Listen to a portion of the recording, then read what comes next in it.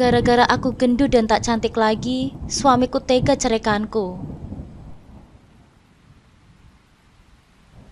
Assalamualaikum sahabat curhatku. Terima kasih sudah datang ke channelku ini. Untuk yang sudah subscribe, semoga rezekinya dilancarkan ya. Amin ya robbal alamin.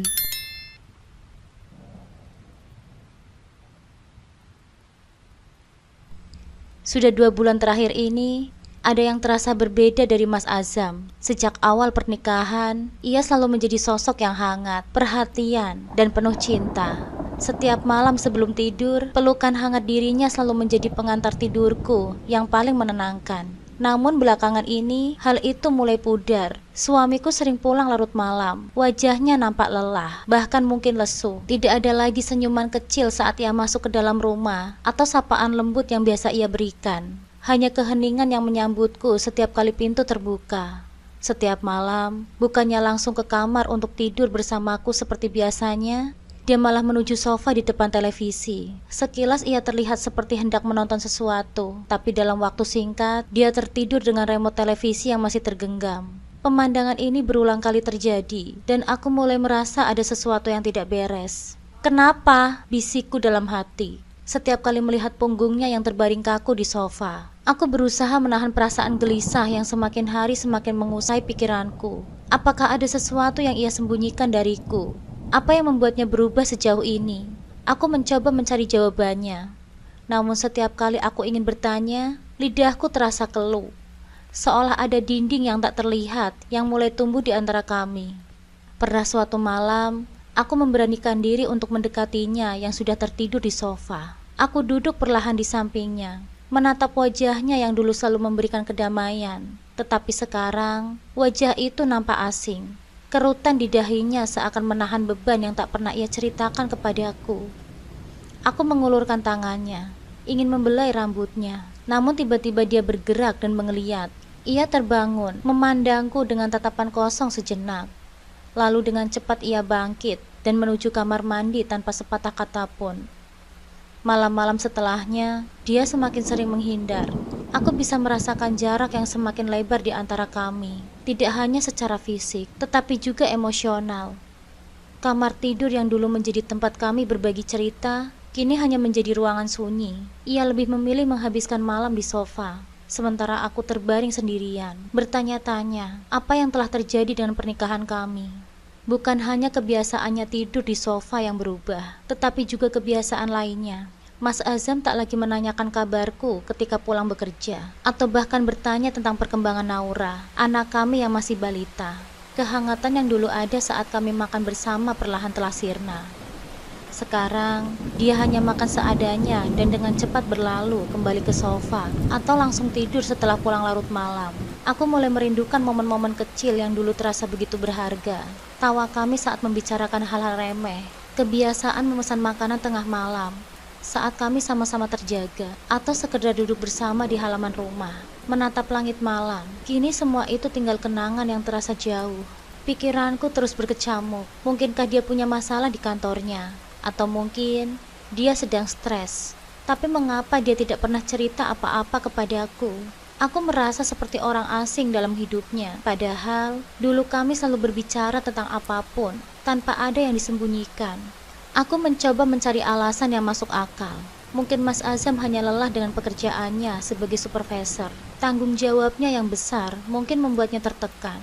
Tapi 2 bulan ini terasa terlalu lama untuk sekedar kelelahan biasa. Ada sesuatu yang lebih dari sekedar rasa lelah, tetapi aku tidak tahu itu apa. Malam-malam berikutnya tak banyak berubah. Dia terus menjaga jarak, lebih memilih sofa daripada kasur kami. Suatu kali, aku mencoba mengajaknya bicara saat dia duduk di ruang tamu, berpura-pura menonton berita. "Mas, apa kita bisa bicara?" tanyaku dengan suara lembut. Dia hanya melirik sebentar tanpa memutar tubuhnya, lalu berkata, "Nanti Leli, aku sedang capek banget hari ini." Kalimat itu terasa seperti pukulan. Nanti, kata-kata itu seringkali menjadi alasan untuk menunda, dan akhirnya tak pernah terjadi. Rasa takut mulai menyelimutiku, membisikkan hal-hal buruk yang tak pernah ingin kuakui. Aku mulai bertanya-tanya, apakah perubahan ini ada hubungannya dengan diriku? Apakah aku sudah tidak menarik lagi di matanya? Apakah aku gagal menjadi istri yang ia harapkan? Atau apakah ada wanita lain? Ketidakpastian ini semakin hari semakin menggerogoti hatiku. Sementara itu, aku hanya bisa menatap punggungnya yang semakin jauh, baik secara fisik maupun emosional. Dan setiap malam, saat dia memilih tidur di sofa, aku terbaring di kamar, ditemani kesunyian yang kian menyesakkan. Oh iya, namaku Leli. Aku sudah menikah dengan Mas Azam selama 5 tahun. 5 tahun yang seharusnya penuh kebahagiaan, harapan dan cinta. Tapi sekarang, aku tak bisa menahan diri untuk merenung kembali, mengingat bagaimana kami bertemu dan bagaimana semuanya bermula. Pertemuan kami terjadi di sebuah pameran UMKM yang diadakan di kotaku. Sebuah kota kecil yang terkenal dengan kerajinan tangan dan jajanan khasnya. Waktu itu, aku baru saja memulai usaha jajanan ringan yang kurintis sendiri. Sebagai seorang pengusaha kecil, aku merasa pameran itu adalah kesempatan emas untuk mempromosikan produknya. Aku ingat betapa gugupnya diriku saat itu, berdiri di balik meja standku, berharap akan ada pengunjung yang tertarik dengan produkku. Perusahaan Mas Azam kala itu menjadi salah satu sponsor utama acara tersebut. Aku tidak begitu mengenalnya pada waktu itu. Bagiku, Mas Azam hanyalah salah satu dari banyak orang yang sibuk di sana. Dengan pakaian formal, dia begitu berbeda dari orang-orang yang datang untuk sekedar menikmati pameran. Sosoknya yang tinggi, tegap, dengan rambut hitam yang rapih, memancarkan aura percaya diri. Aku ingat pertama kali melihatnya dari jauh, sibuk dengan telepon dan berdiskusi dengan beberapa orang panitia. Hari pertama pameran, aku tidak punya kesempatan untuk berkenalan. Aku terlalu sibuk melayani pelanggan dan merasa canggung untuk memulai percakapan dengan orang yang terlihat begitu profesional seperti dia. Namun nasib rupanya punya rencana lain. Pada hari ketiga pameran, saat acara mulai sepi, Mas Azam mampir ke standku, tersenyum ramah dan bertanya tentang jajanan yang kubuat. "Ini jajanan khas daerah sini ya?" tanyanya, sambil memandang produk yang tertata rapi di mejaku. Aku yang saat itu sedikit terkejut karena seseorang seperti dia mau mampir ke standku. Dengan gugup aku menjawab, "Iya mas, ini namanya kue lapis. Biasanya disajikan dengan kelapa parut dan gula merah cair." Mas Azam tertawa kecil, dan saat itu aku mulai merasa sedikit lebih tenang. "Wah, saya belum pernah coba yang kayak gini. Boleh saya beli ya?" Dengan senang hati, aku langsung melayaninya. Siapa sangka, setelah mencicipi satu, dia langsung membeli lebih banyak untuk dibawa pulang. "Ini enak banget," puji Mas Azam sambil tersenyum. Dan jujur saja, senyumannya saat itu langsung meninggalkan kesan yang mendalam di hatiku. Setelah itu, Mas Azam beberapa kali kembali ke standku selama pameran berlangsung. Kami mulai berbincang-bincang tentang banyak hal, dari bisnis hingga hal-hal sepele seperti cuaca dan makanan kesukaan. Ternyata, di balik penampilannya yang formal dan serius, Mas Azam adalah orang yang hangat, humoris, dan penyayang. Aku bisa merasakan bahwa percakapan kami tidak lagi sekedar antara penjual dan pembeli. Ada percikan kecil di sana, sesuatu yang tak terungkapkan tapi mulai tumbuh di antara kami. Hingga suatu hari, setelah pameran selesai, aku mendapatkan pesan dari nomor yang tak kukenal. "Hai, ini Azam. Kamu ada waktu luang gak? Aku mau ajak kamu makan malam." Rasanya jantungku berdebar tak karuan saat membaca pesan itu. Aku tidak menyangka, Mas Azam benar-benar ingin mengenalku lebih jauh. Setelah berpikir sejenak, aku memutuskan untuk menerima ajakannya. Malam itu pertemuan kami terasa begitu spesial. Mas Azam mengajakku makan di sebuah restoran kecil yang nyaman, bukan di tempat mewah seperti yang mungkin aku bayangkan.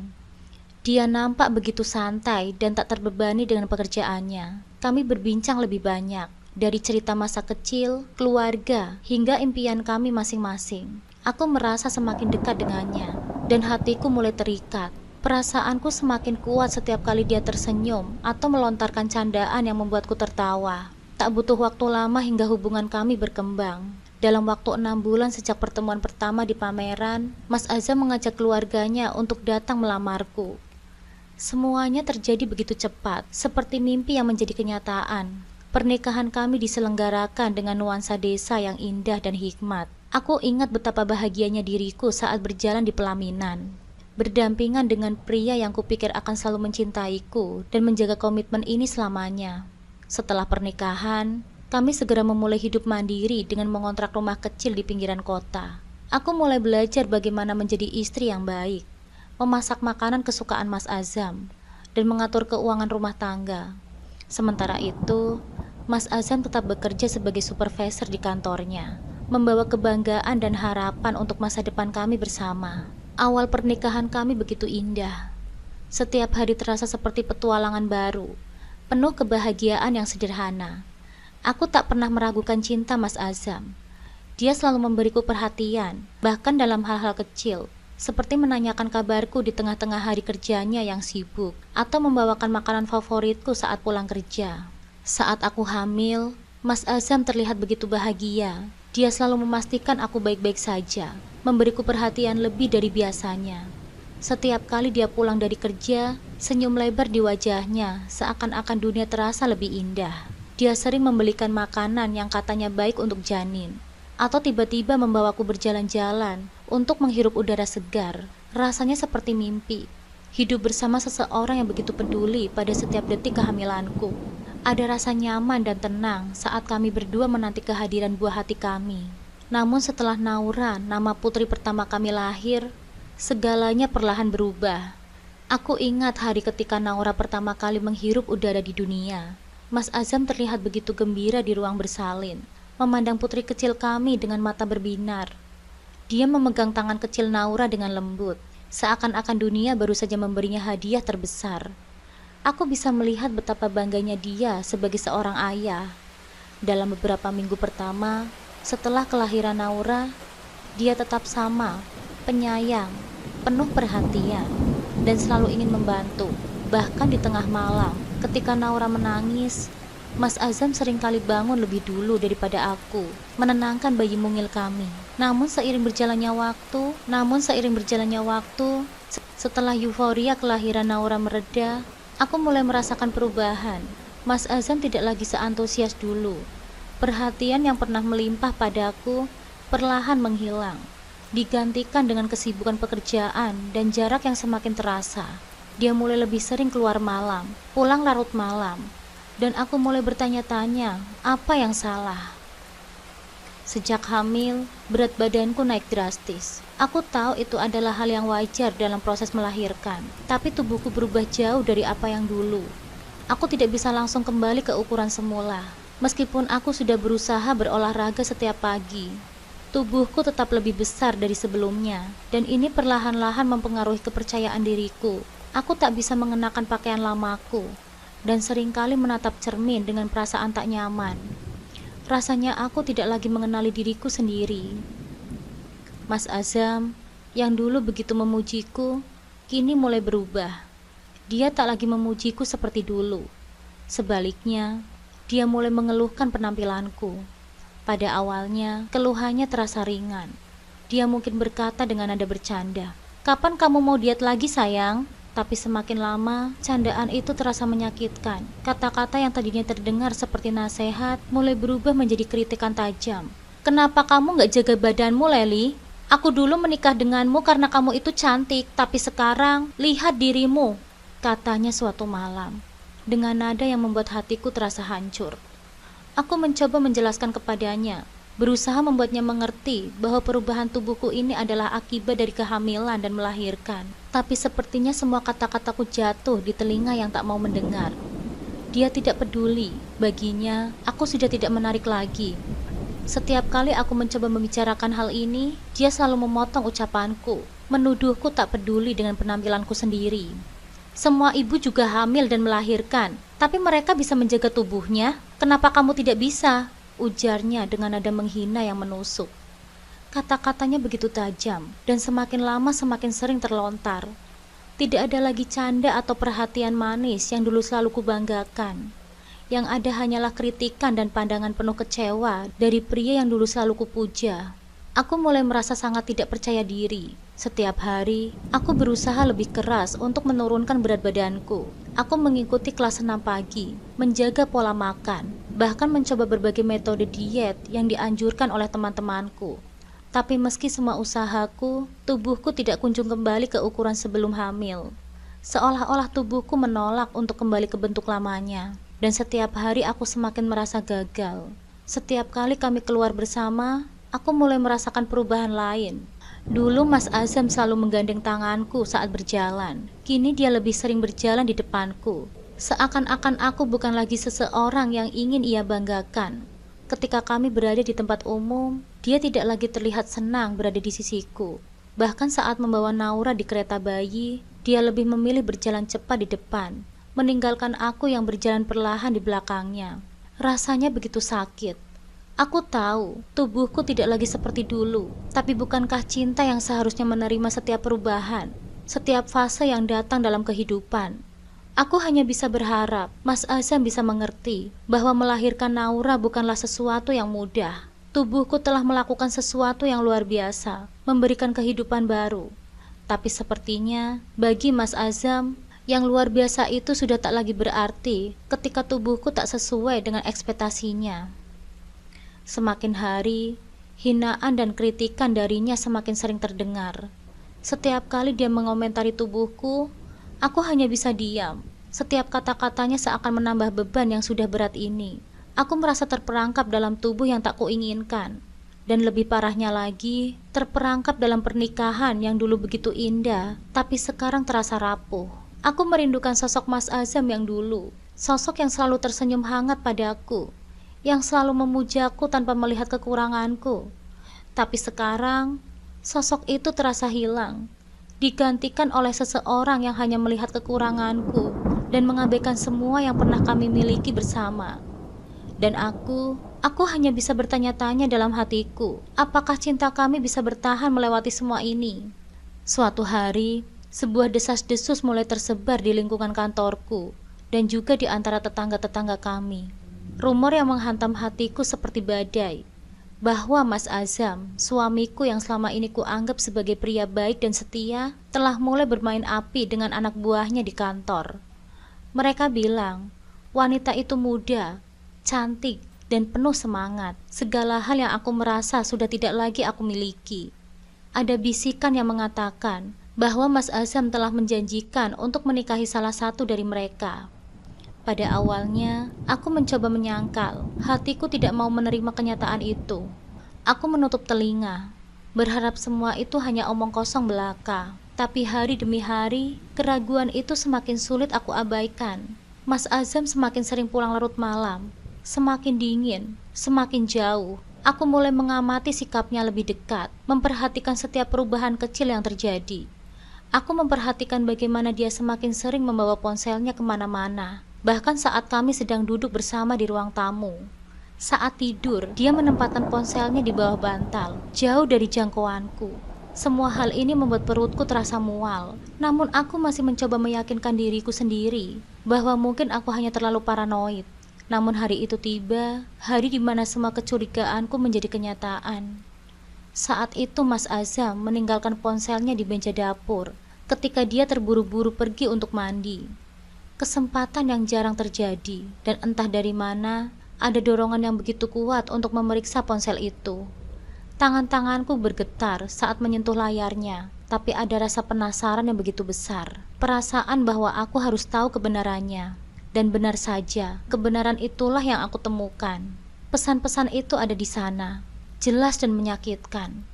Aku melihat percakapan antara Mas Azam dan seorang wanita muda, anak buahnya di kantor.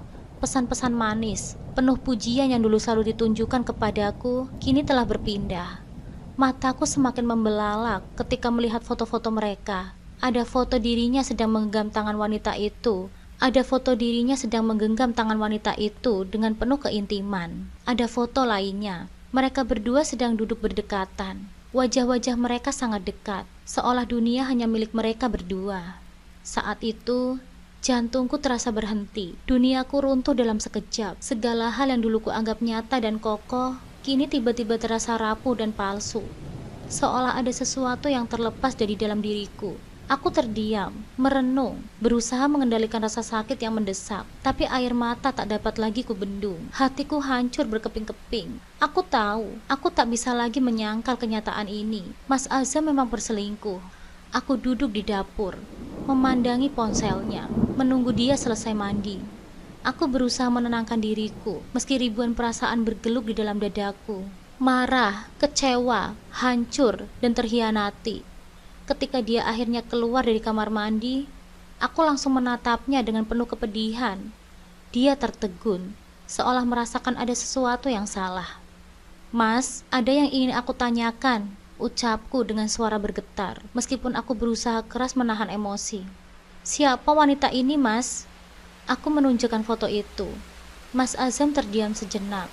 Wajahnya tegang, tapi bukan rasa bersalah yang muncul, melainkan kemarahan. "Apa-apaan kamu ngecek ponselku tanpa izin?" Suaranya naik, terdengar lebih marah daripada terkejut. "Jadi benar ini selingkuhanmu, Mas?" tanyaku dengan air mata yang sudah mengalir di pipiku. "Benar, Mas, kamu berselingkuh?"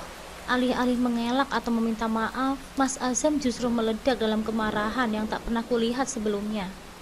"Ya, aku selingkuh, dan kamu tahu kenapa?" teriaknya dengan nada sinis. "Karena kamu tidak lagi menjaga tubuhmu. Kamu sudah tidak menarik lagi, Leli. Lihat dirimu sekarang. Kamu sudah berubah, dan aku butuh sesuatu yang baru yang lebih cantik darimu." Setiap kata yang keluar dari mulutnya bagaikan pisau yang tajam yang menusuk hatiku berkali-kali. Aku tak bisa mempercayai apa yang baru saja ku dengar. Setelah segalanya yang kami lalui bersama, setelah aku melahirkan anak kami, dia menyalahkanku karena perubahan fisikku. Air mataku terus mengalir dengan deras di wajahku. Aku mencoba berbicara, tapi suaraku tersendat. Aku berubah karena kita, Mas. Karena aku hamil dan melahirkan Naura. Semua ini bukan sesuatu yang aku sengaja, Mas. Aku sudah berusaha untuk kembali seperti dulu. Tapi apa? Coba lihat wanita-wanita di luar sana. Mereka juga melahirkan, tapi tetap menjaga tubuh mereka. Dasar kamu pemalas, Leli. Itu saja. Kata-katanya bagaikan tamparan di wajahku. Dia tidak hanya mengkhianati kepercayaan dan cintaku, tapi juga menghancurkan harga diriku. Aku merasa seperti bukan siapa-siapa lagi, tak lebih dari seorang istri yang tak lagi diinginkan. Hari itu, aku tahu, semuanya telah berubah. Hubungan kami yang dulu penuh cinta, kini telah terkontaminasi oleh pengkhianatan dan kata-kata tajam. Dan yang paling menyakitkan adalah, dia tidak merasa bersalah. Baginya akulah yang menjadi masalah, seolah-olah fisikku yang berubah menjadi alasan sah baginya untuk berselingkuh. Aku hanya bisa berdiri di sana, dengan tubuh yang bergetar, menatap pria yang pernah kucintai, yang kini nampak seperti orang asing. Aku tidak tahu harus berbuat apa. Yang jelas, hatiku sudah hancur berkeping-keping. Kehidupan yang dulu kujalani bersama Mas Azam, kini semakin terasa seperti mimpi buruk. Rasanya tidak ada lagi sisa kasih sayang yang tersisa di antara kami. Hanya kebencian yang dingin. Mas Azam, pria yang dulu kupuja sebagai suamiku, kini menjadi orang yang paling kutakuti. Setiap hari terasa seperti medan perang emosional, dan aku selalu kalah. Tapi puncak penderitaanku tiba ketika dia mulai membawa selingkuhannya ke rumah kami, rumah kontrakan yang dulu pernah menjadi saksi kebahagiaan keluarga kecil kami.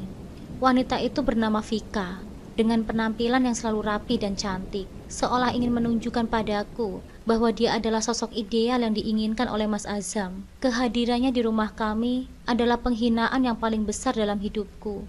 Aku tak lagi hanya terjebak dalam perang kata-kata dan tatapan dingin.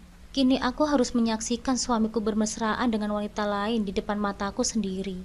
Saat pertama kali melihat Vika di rumahku, aku pikir itu hanya kebetulan.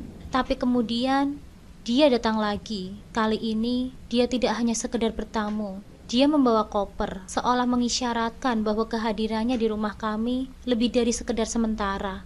Marah dan rasa sakit yang menguasai diriku, aku tak bisa lagi diam. Dengan dada yang berdegup kencang, aku memberanikan diri untuk melabraknya. "Hei wanita murahan, kamu tidak pantas berada di sini," seruku sambil mendekatinya di ruang tamu. Wajahku penuh kemarahan. "Ini rumahku, kamu tidak berhak tinggal di sini." Vika hanya menatapku dengan senyum sinis, seolah aku bukan ancaman baginya. Sebelum dia sempat membuka mulut untuk membalasnya, Mas Azam muncul dari belakang. Wajahnya penuh amarah. "Kenapa kamu berteriak-teriak di sini, Leli?" bentaknya. Suaranya menggelegar di ruang sempit itu. "Kalau ada yang tidak suka dengan kehadiran Vika di sini, itu urusanmu, bukan urusanku." Aku terdiam sejenak, terkejut mendengar betapa dingin dan kasarnya kata-katanya. Mas, ini rumah kita, Mas. Rumah tempat kita membesarkan Naura. Kamu serius lebih memilih dia daripada keluargamu? Tidak ada lagi keluarga, Leli. Kamu bukan lagi perempuan yang aku kenal. Kamu sudah berubah. Kalau kamu tidak suka, kamu bisa pergi. Jawabnya dengan nada sinis, seolah aku tak ada artinya lagi dalam hidupnya. Aku membeku di tempatku berdiri. Kata-katanya bagaikan petir yang menyambar di siang bolong. Aku disuruh pergi dari rumahku sendiri. Hatiku benar-benar hancur saat itu. Suamiku, pria yang dulu berjanji akan selalu mencintaiku, kini dengan mudahnya membuangku begitu saja. Seolah-olah aku tak pernah berarti baginya. Dan wanita itu, Vika, tetap duduk di sofa dengan senyum penuh kemenangan, menikmati setiap detik kehancuranku. Aku merasa terperangkap, tidak ada lagi ruang untukku di rumah ini. Mas Azam sudah membuat keputusan. Aku tak lagi menjadi bagian dari hidupnya. Dengan langkah berat, aku masuk kamar, berusaha mengumpulkan barang-barangku dengan tangan yang bergetar. Air mataku tak henti-hentinya mengalir di pipiku. Tapi aku mencoba untuk tetap tegar. Aku tidak ingin mereka melihatku hancur lebih dari ini. Aku tak mau memberikan mereka kepuasan melihat penderitaanku. Namun setelah semua barang-barangku dikemas, satu pertanyaan besar muncul di benakku. Kemana aku harus pergi? Pulang ke rumah orang tuaku bukanlah pilihan. Mereka terlalu tua dan lemah untuk mendengar kabar buruk ini. Mereka selalu mengira bahwa kehidupan pernikahanku bahagia. Jika mereka tahu apa yang sebenarnya terjadi, aku takut mereka tidak akan kuat menanggungnya. Aku tidak bisa menjadi penyebab kesedihan orang tuaku. Dengan langkah gontai, aku keluar dari rumah itu dengan Naura di gendonganku, meninggalkan segala kenangan di belakangku. Aku hanya membawa koper kecil dan sisa uang yang ada di dompetku. Hanya itu yang aku miliki. Tanpa tahu kemana aku harus pergi, aku berjalan tanpa tujuan, berharap ada jalan keluar yang tiba-tiba muncul. Setelah beberapa saat merenung di pinggir jalan, hanya satu nama yang muncul di pikiranku, Nadia.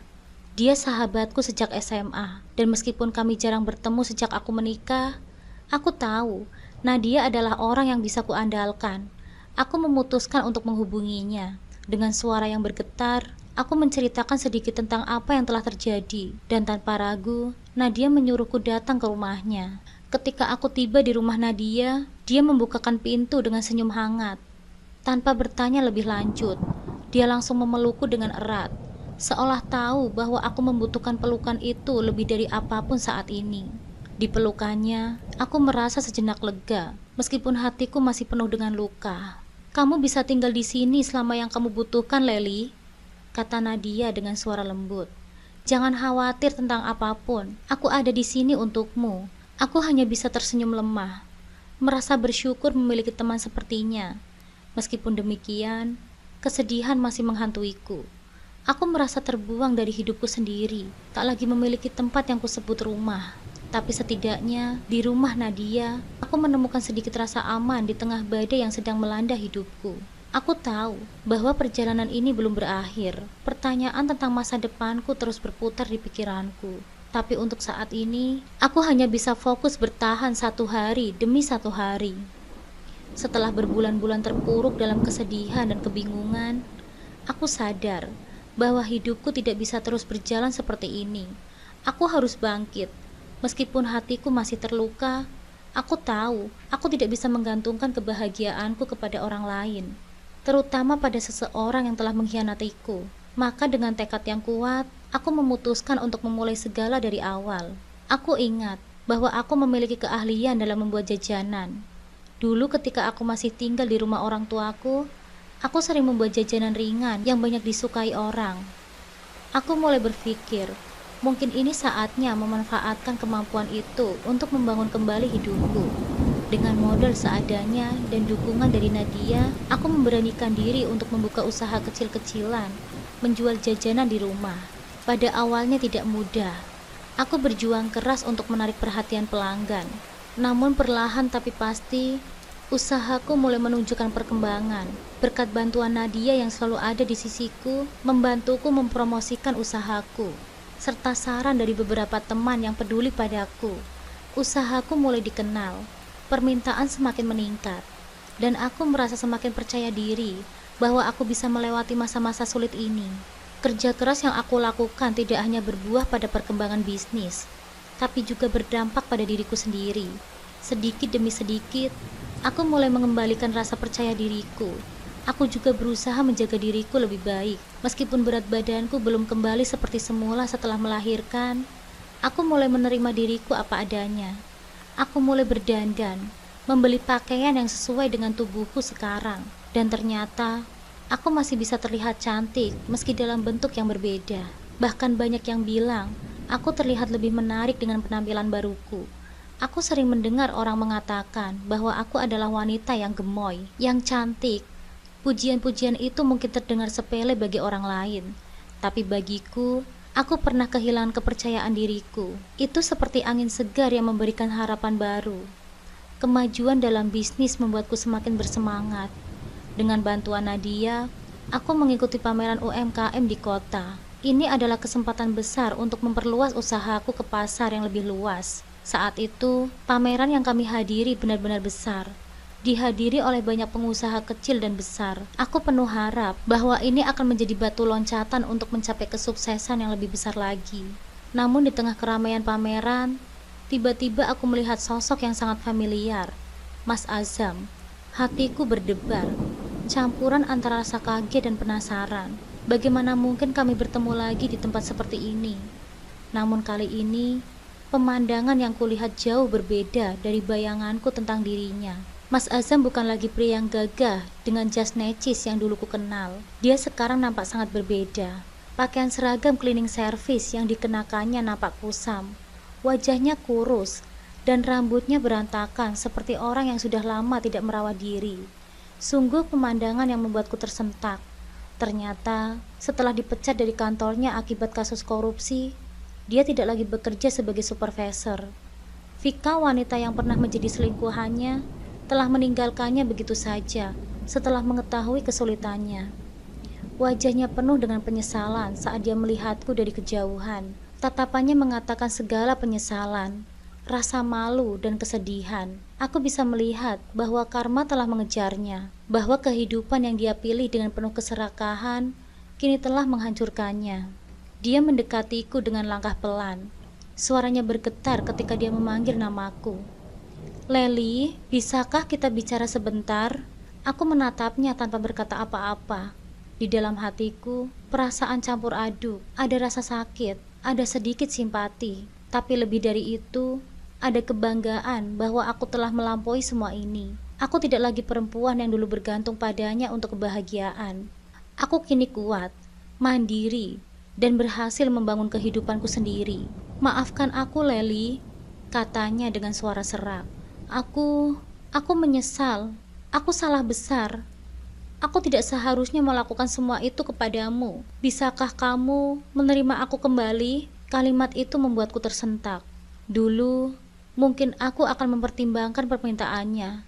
Tapi sekarang, setelah semua yang kulalui, setelah pengkhianatan dan luka-luka yang dia torehkan, tidak. Aku tidak akan kembali ke dalam kehidupan yang penuh dengan kebohongan dan ketidaksetiaan. Aku menatapnya, kali ini dengan keyakinan penuh. Maaf Mas Azam, tapi aku sudah selesai dengan semua ini. Aku sudah berhasil bangkit, dan aku tak ingin kembali ke masa lalu yang hanya memberiku kesedihan. Dia terdiam, tampak hancur oleh kata-kataku, tapi aku tidak menyesali itu. Keputusan ini adalah untuk diriku sendiri. Aku sudah terlalu lama terjebak dalam bayang-bayang masa lalu, dan sekarang aku berhak untuk melangkah maju menuju masa depan yang lebih cerah. Kini dengan usaha jajanan yang semakin berkembang, aku telah mencapai kesuksesan yang dulu hanya bisa kubayangkan. Meskipun perjalanan hidupku penuh dengan luka dan pengkhianatan, aku bangkit dan membuktikan bahwa aku lebih kuat dari semua cobaan itu. Hidupku kini penuh dengan harapan, dan aku tidak lagi melihat ke belakang. Masa depan menantiku dengan cahaya baru, dan aku siap menyambutnya.